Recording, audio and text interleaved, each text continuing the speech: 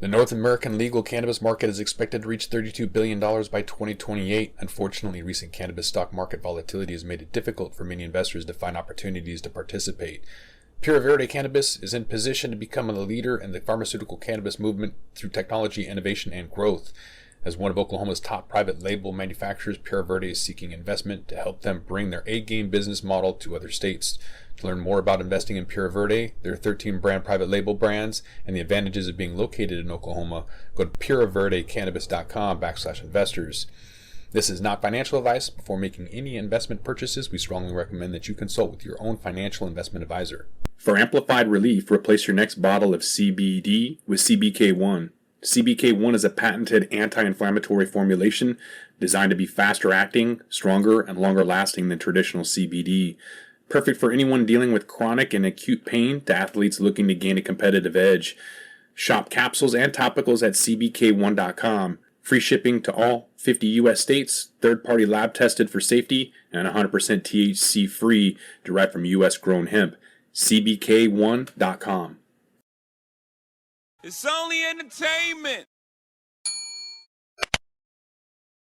Welcome back to The Talking Hedge. I'm Josh Kincaid, capital markets analyst and host of your Cannabis Business Podcast. Welcome back to The Green Rush, the business of cannabis. We're going to be talking about everything that is magic mushrooms today. With me to help me do that, Dr. Michele Ross. She's the founder of Infused Health, and Shango, the founder and host of Shaping Fire. Thanks, y'all, for being with me on this Friday afternoon. How are you? Good. Thanks for the invitation. Yeah, anytime. So jumping right in, Shango, this one's for you, and then Dr. Michele Ross will give her 2 cents after that. I want to jump in with something fun. Celebrities. Celebrity cannabis hasn't done well at all. Let's talk about celebrities in the psychedelic industry, including actors like Megan Fox, Will Smith, Jada Pinkett Smith, and talk show host Chelsea Handler. They've all testified to the psychedelically transformative powers of a psychedelic trip. Will those profiting maintain the counterculture ideals of the people who popularized it? Oh, wow. That is starting out the big. Well, first of all, I'll say right off the top, I'm not a big fan of celebrity involvement with health at all. And I haven't liked what I've seen from celebrities starting cannabis companies. They don't necessarily seem to have the same values of the culture originally. And I suspect that same thing could happen with mushrooms as well, where suddenly the celebrity becomes more important with the application of the medicine. That said, there are definitely certain parts of the American public that you can only reach with those kind of folks. And so for many people, hearing somebody with long hair or a beard talk about psychedelics, they may put it like simply in a hippie category. But if they see an NFL player when they're watching the games every weekend talk about their concussions and how using microdosing eases the impacts, no pun intended, of their injuries, suddenly their ears are open. So I think that it is very important where we rely on them, not necessarily for building the brand for the companies, but more for focused outreach. Mm-hmm. Dr. Ross, you got anything to add to that? Yeah, I have to agree a lot with what Shango already has said. But, I think when we have these celebrities that are saying things like psychedelics have made such a big impact in their life, and then, of course, we see them do blunders in public, such as Will Smith punching, Chris Rock, and of course saying he had done all these ayahuasca trips and worked on his ego, and then did something as silly as that on TV. That's not helping the psychedelic industry. That's not helping build any brands. No one can say, hey, after that, let's, advertise an ayahuasca retreat or, use any of that, right? So I think that we really should let celebrities say their stories, but let's not build, on the backs of celebrities. I really think that we should build on the science, and again, keep the celebrities out of it. We haven't really seen a lot of success with celebrity brands in cannabis, and I don't think we're going to see a lot of success with celebrity brands in psychedelics, with the exception again of very, very passionate people. Like, again, you had, I think, Riley Coate on your show a little earlier. He is someone who I really, really do respect, who has had a very significant experience with psychedelics and a traumatic brain injury. Very different, but he is both an entrepreneur and somebody in the space, not just somebody who ran off with a shaman and then did 100 interviews or something like that. So I think it's really important that we separate the sensationalism, the PR buzz versus somebody who is actually building real businesses in this space. My understanding is there's not the focus on addiction. You have researchers at the New York University, John Hopkins, they're creating research and training programs to focus on that therapeutic use and just more attention on mental health. I personally don't think it's an attention on mental health. I think it's an attention on the money that is backed by mental health. I don't think the government cares about your health or mine. That's just me personally. But so we have to take that into our own hands, our health into our own hands. What are the benefits, Shango, and risks for using mushrooms?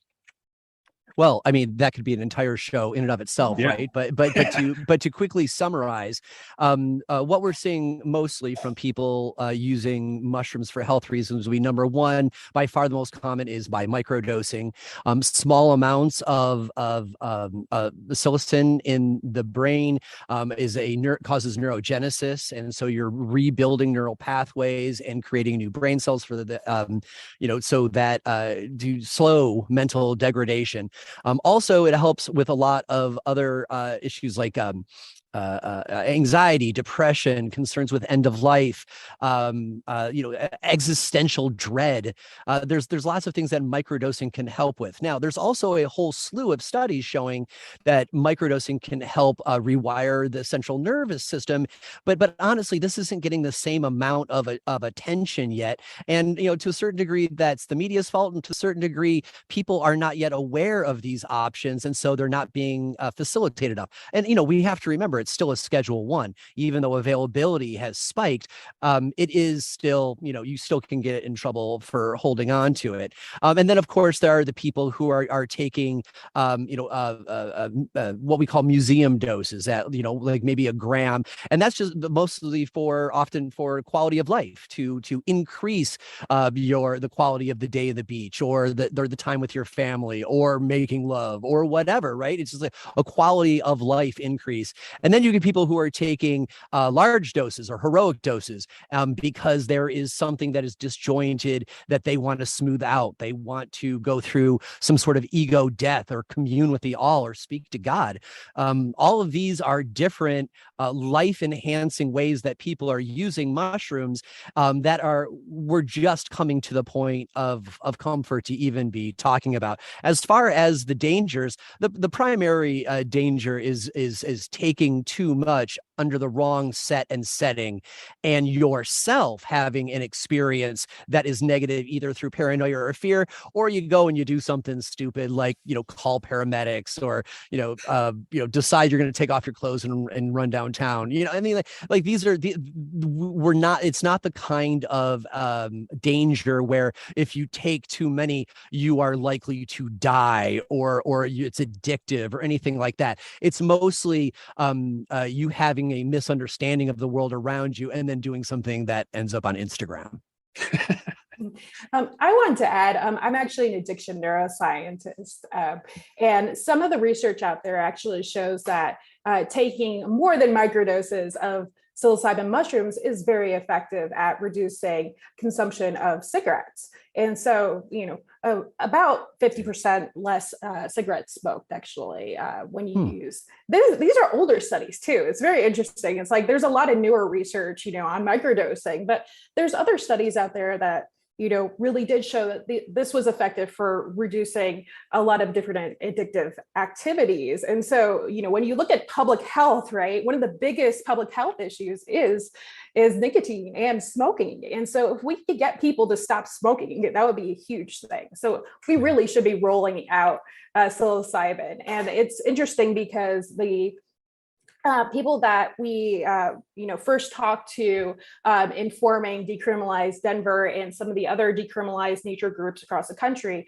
a lot of the motivation for these people forming these groups was, hey, I used psilocybin mushrooms to quit smoking. So this was something that is we see in studies, but this is something that we also see anecdotally over and over and over again. So when I see somebody that is actually struggling with quitting tobacco, that's one of the first things that I try to recommend.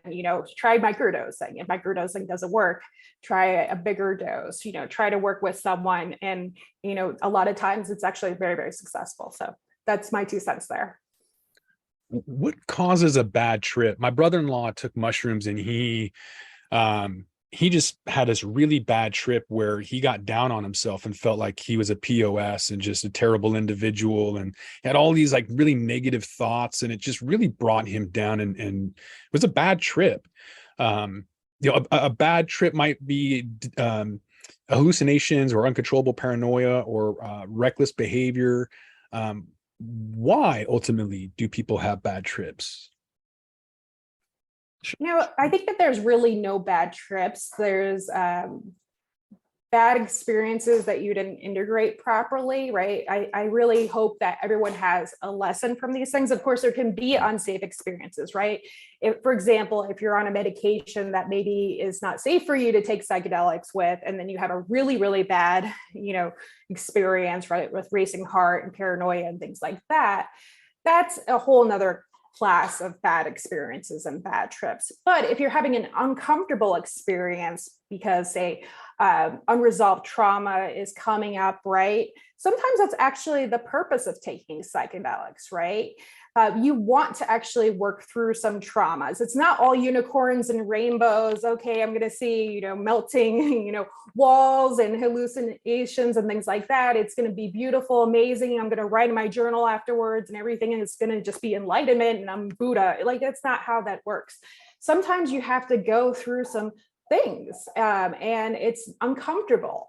And a lot of people sometimes aren't expecting that. They're not sure what to do with that. And so, again, it's all about set and setting. Part of this is, knowing, what the proper dose is, knowing how to take psychedelics if you're unfamiliar with it, or you're taking a dose that's larger, or you are going through something, to have somebody, sit with you and make sure you're okay, and to take care of you and things like that, so that you can go through a better experience.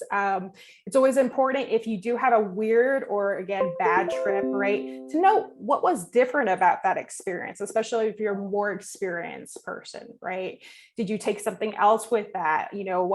What was going on that was a little bit different? And usually you can pinpoint something was off, or maybe, again, there was a lesson for you to learn and you need to integrate that afterwards. Usually there's something that you can pinpoint. And then, of course, there's always, the possibility that maybe the substance that you were using was adulterated in some way as well. We have to remember that psychedelics, of course, are not pure pharmaceuticals and things like that. So there's a lot of things that can play into, a bad trip.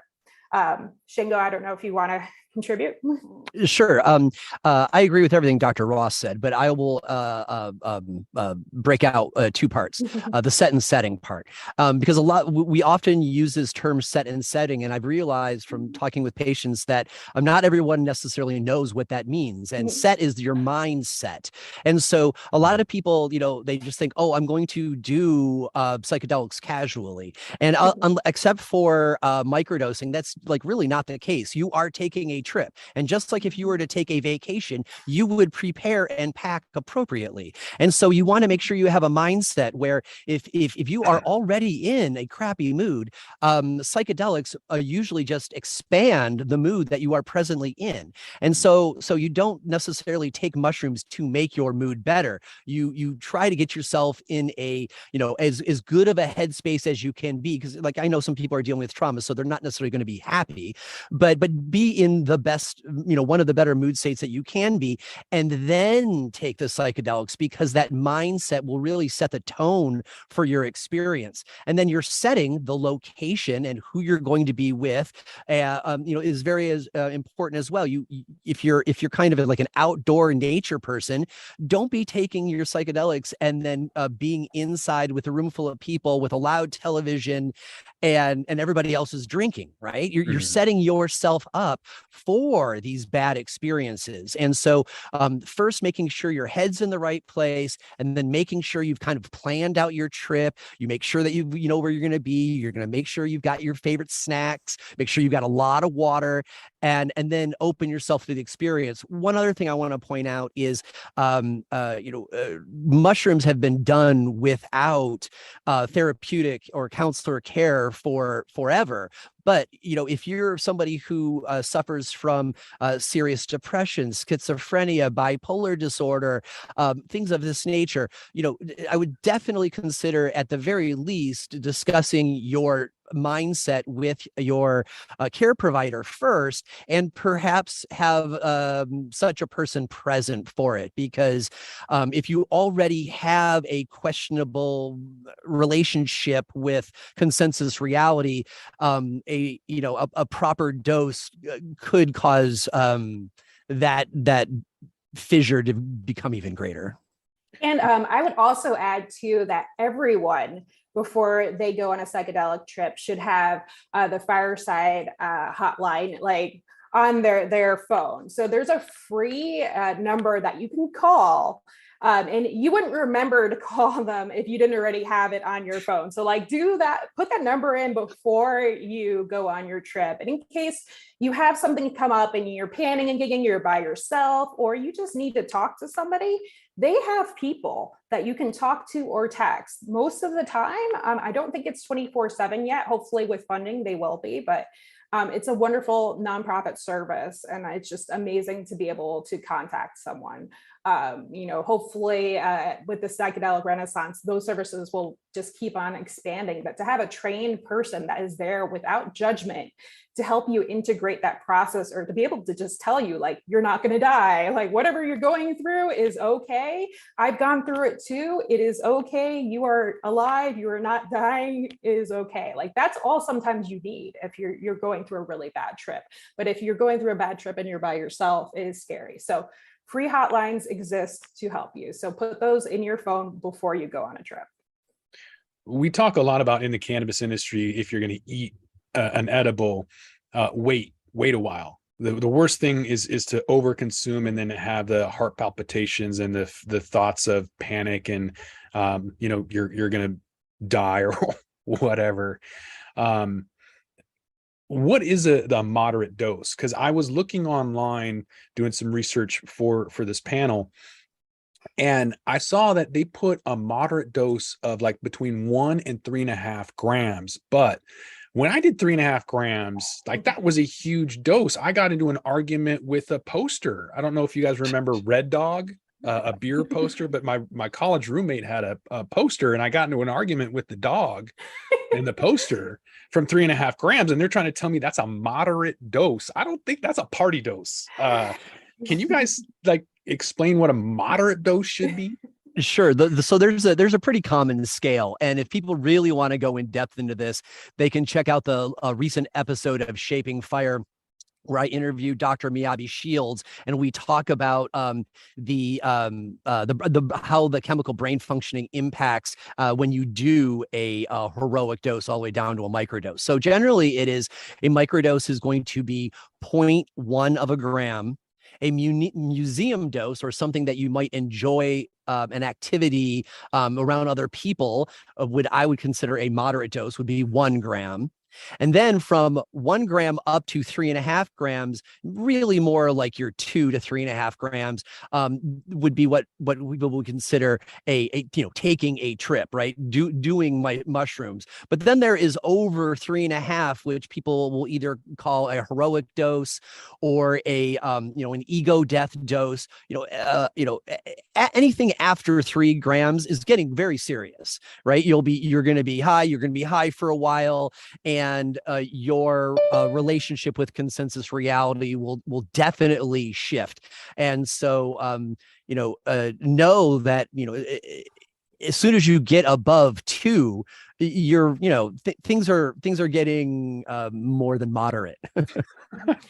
I would like to add, though, that everyone's experience is a little bit different due to their brain chemistry. And we have to realize that most Americans are on some kind of medication. Now, for women, they're on birth control. Now, many people are on mental health medications, and people are looking for, magic mushrooms to help with their depression or anxiety. So a lot of people are already on antidepressants, right? And they're not going to just quit their antidepressants cold turkey. Of course, that's not safe to begin with, but they're not really tapering down their dose to go on, say, a recreational dose of mushrooms for one day, right? And so a lot of antidepressants actually blunt your response to psilocybin mushrooms. So some of the dose ranges that you're talking about, somebody who's already on psilocybin mushrooms, some people might have a slightly, more sensitive response to mushrooms, but most people will have a blunted response. So they might have to take slightly more mushrooms to have the same response.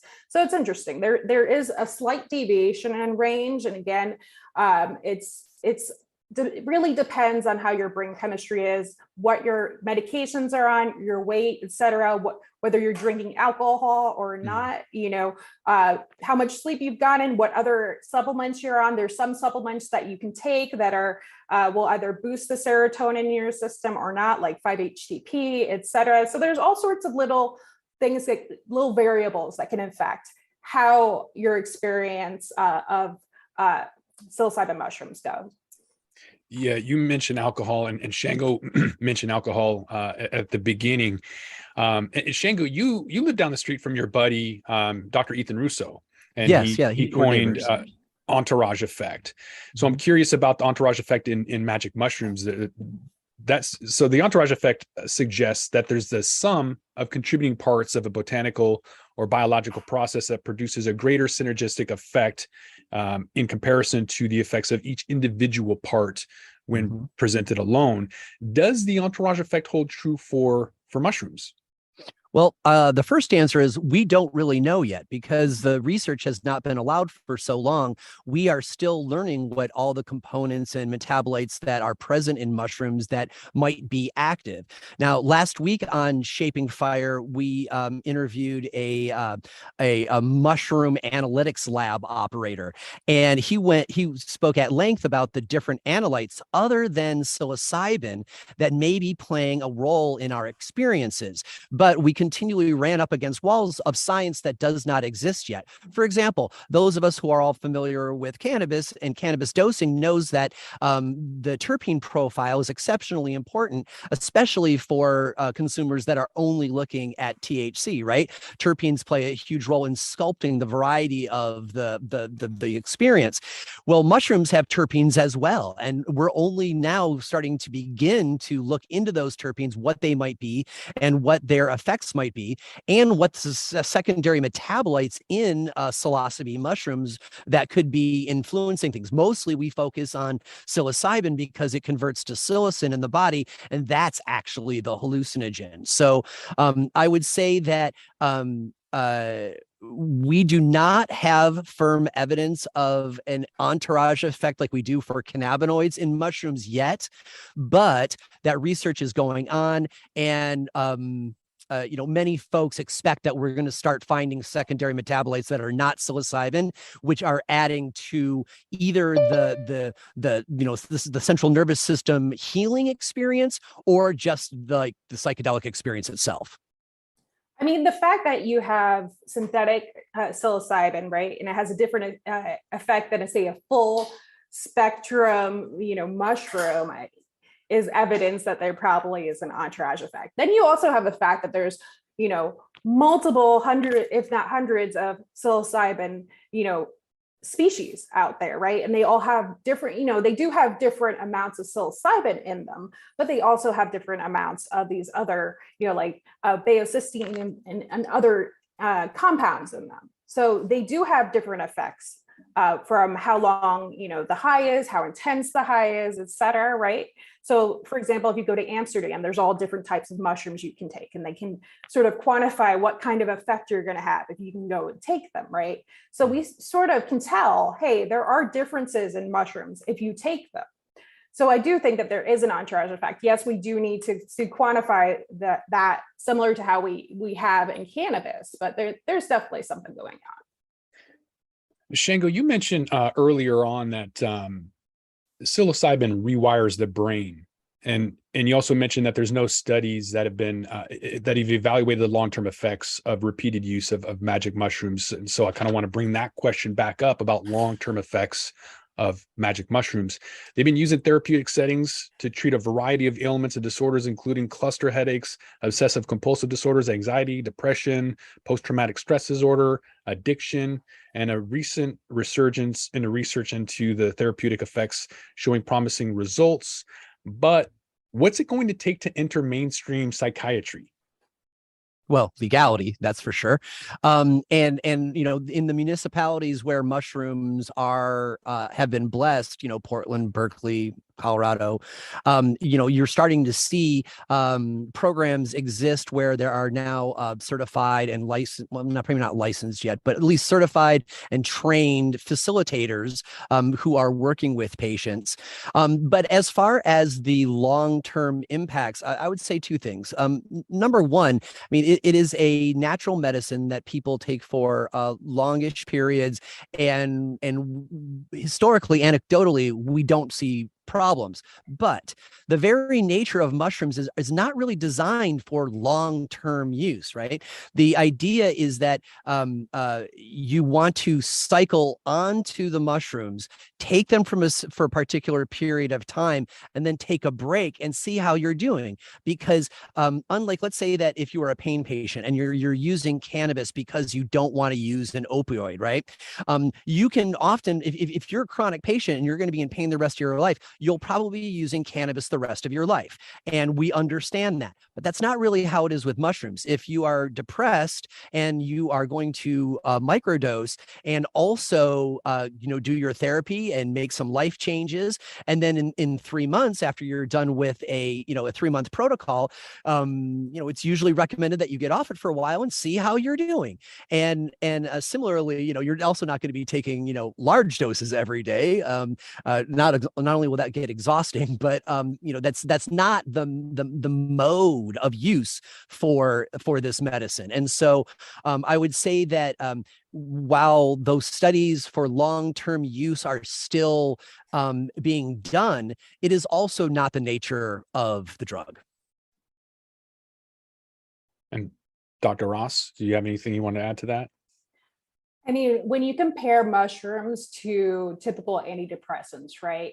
I would say that psychiatrists and therapists are looking for things like safety, right? And one of the biggest safety concerns they have is the issues that patients have withdrawing off of antidepressants. In fact, a lot of patients don't see any efficacy after being on antidepressants for years, but they have such issues in side effects trying to withdraw from these antidepressants that they're stuck on them. They can't taper off of them. They're literally just taking them because it is so horrific to get off of these antidepressants. So for a therapist or psychiatrist, even if a patient had to be on mushrooms long-term, if there were no side effects to that, that would be less risky than having them be on pharmaceuticals. Now, the fact that they could be on them and be able to get off them with no side effects and no harms, and then be able to go back on them without any real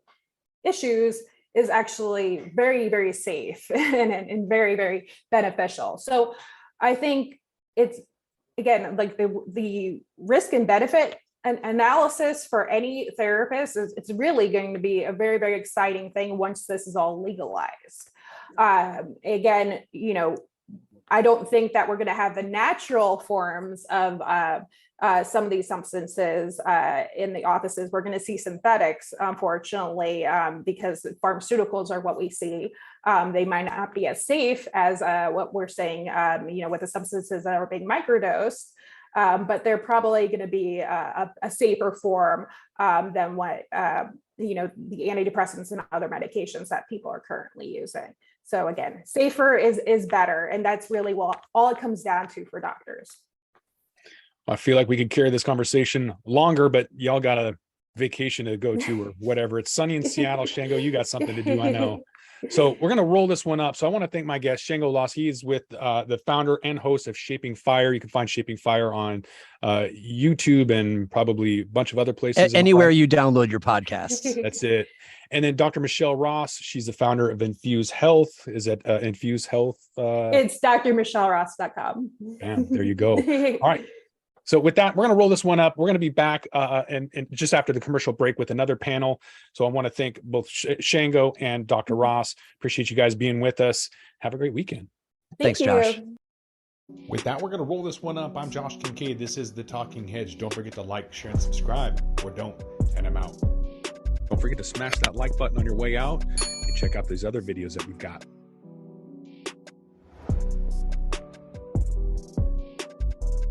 Hey everyone, it's Ryan from the Cannabis Connoisseur Podcast. If you're looking for ways to utilize cannabis to keep you healthy, strong, and sharp, come join us every Wednesday where we dive into the best ways to use cannabis to optimize your life. Topics include cannabis and athletics, cannabis for productivity, cannabis for anxiety, cannabis for a healthy immune system, and so much more. If you're a curious connoisseur, this show is for you. So please head over to our page and we're looking forward to seeing you this week. Bye.